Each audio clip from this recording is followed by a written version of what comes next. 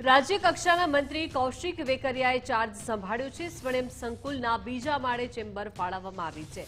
રાજ્યમંત્રી કૌશિક વેકરિયા મીટિંગ માટે પહોંચ્યા। કાયદા વિભાગની ઓફિસમાં બેઠકનું આયોજન। મંત્રી પદે ચાર્જ સંભાળ્યા બાદ વિભાગમાં બેઠક।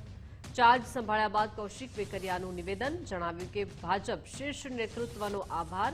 કાર્યકર્તા જિલ્લા ભાજપ અને હવે મંત્રીની જવાબદારી સારી રીતે નિભાવવા પ્રયાસ કરીશ। વિભાગનો અભ્યાસ કરી સંકલન અને ચર્ચા કરીશ।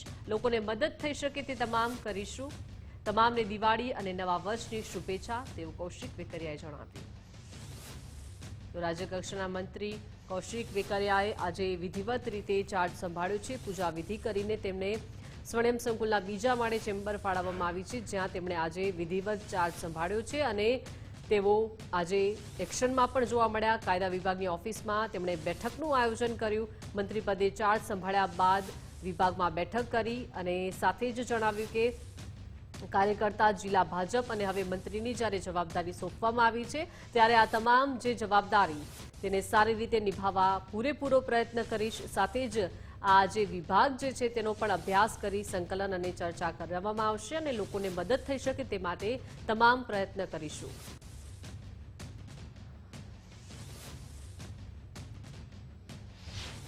ભૂપેન્દ્ર પટેલ સરકારના આજે નવનિર્મિત મંત્રીઓ છે, એક પછી એક ચાર્જ સંભાળી રહ્યા છે, ત્યારે રાજ્ય કક્ષાના મંત્રી કૌશિક વેકરિયાએ પણ આજે ચાર્જ સંભાળ્યો છે। કૌશિકભાઈ પોતાની ખુરશી અને પોતાની જવાબદારી બંને ઉપર અત્યારે બેઠા છે, તેમની સાથે સીધી વાત કરીએ। કૌશિકભાઈ, એક મોટી જવાબદારી, એક જગ્યા અમરેલીથી એક વિરોધ પક્ષના નેતાને મોટા માર્જિનથી હરાવી ધારાસભ્ય બન્યા, ત્યાર પછી કામ કર્યું, યુવાનો સાથે સંકળાયેલા રહ્યા અને એક મોટી જવાબદારી સરકારમાં મળી છે, કાયદાની જવાબદારી મળી છે, કેવી રીતે જુઓ છો?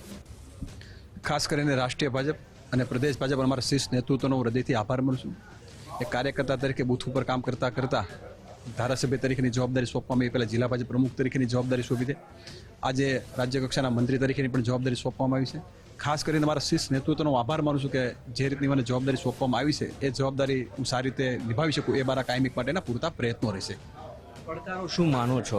કેટલા પડકારો આપની સામે છે, અથવા તો કેટલી એવી સમસ્યાઓ છે કે જેને કૌશિકભાઈને ના એવું છે કે કાયદામાં થોડો સુધાર અથવા તો કાયદામાં લોકોને જે પ્રશ્ન ઘણા બધા ઊભા થાય છે, ઘણા બધા એવા આક્ષેપો પણ થતા હોય છે કે કાયદો અમારા જે કાયદો છે એના હાથીન કામ નથી થતું, અથવા તો કાયદામાં અમને એ પરિપ્રેક્ષમાં ન્યાય પણ મળતો નથી, એ માટેના કેવા પ્રયત્નો?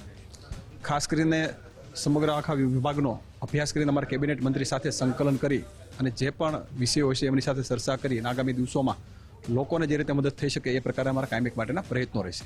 આજે ધનતેરસનો શુભ દિવસ છે, દિવાળીનો પર્વ ચાલી રહ્યો છે, ક્યારથી આ ખુરશી ઉપર નિયમિત કૌશિકભાઈ જોવા મળશે? વિસ્તારના લોકો અને સાથે જે જનતાની અપેક્ષા છે કૌશિકભાઈ એમને અહીંયા આ તો જવાબદારી સોંપવામાં આવે છે, જવાબદારી જે હોય છે એ નિભાવવા માટે અમારા પ્રયત્નો હોય છે। અને ખાસ કરીને રજાના દિવસો પછી નવા વર્ષમાં ખાસ કરીને happy new year, happy Diwali બધાને મારી હૃદયપૂર્વકની નવા વર્ષની શુભકામના પણ પાઠવું છું।